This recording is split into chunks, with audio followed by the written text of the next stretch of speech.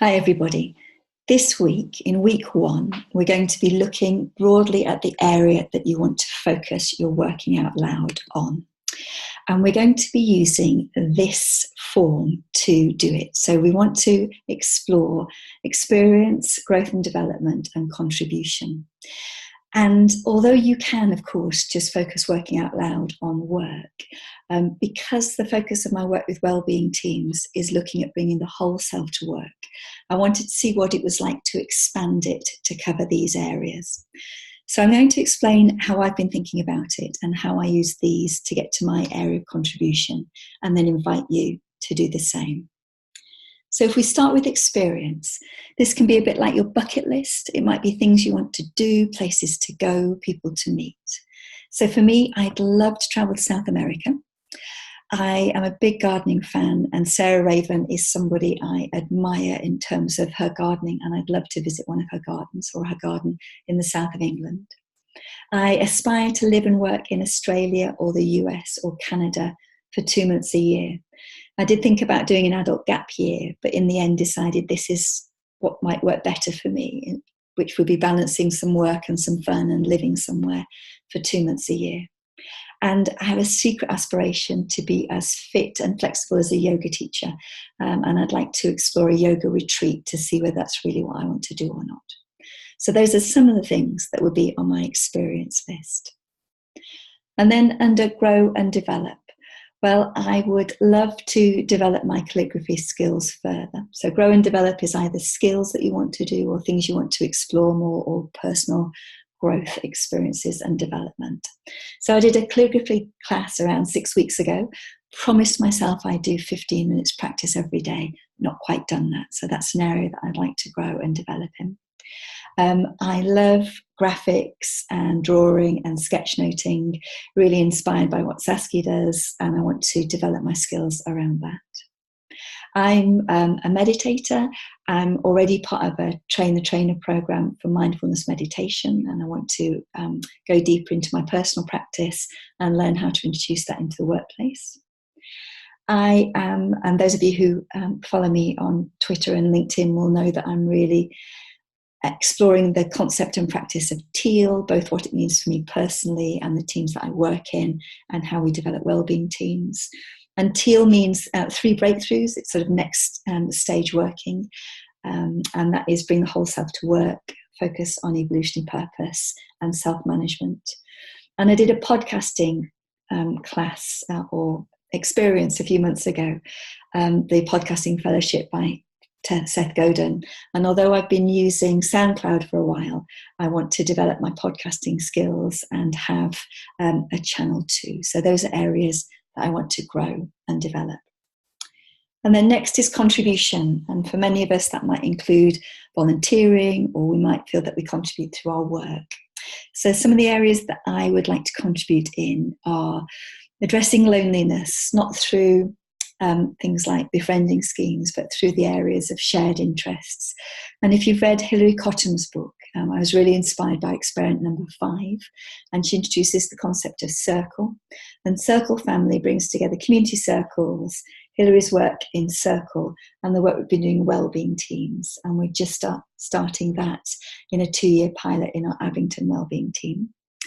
Teal in health and social care, and learning what it takes to put that into practice through wellbeing teams and connecting with other people who are doing similar work. I'd like to contribute by sharing experiences and learning about self-management from other health and care organisations, and perhaps focusing my podcasts around that.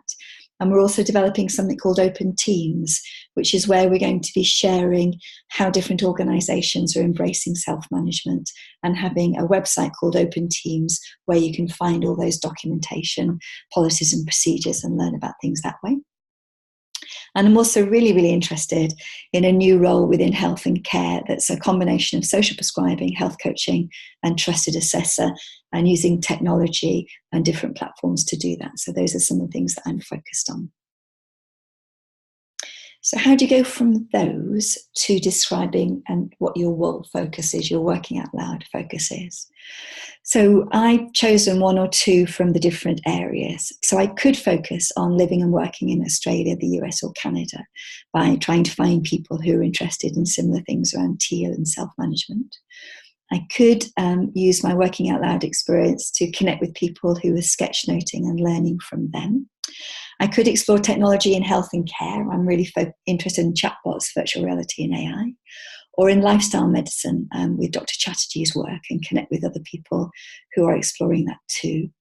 Or by sharing experiences and learning about self-management and find other people in health and care, perhaps internationally, who are doing that.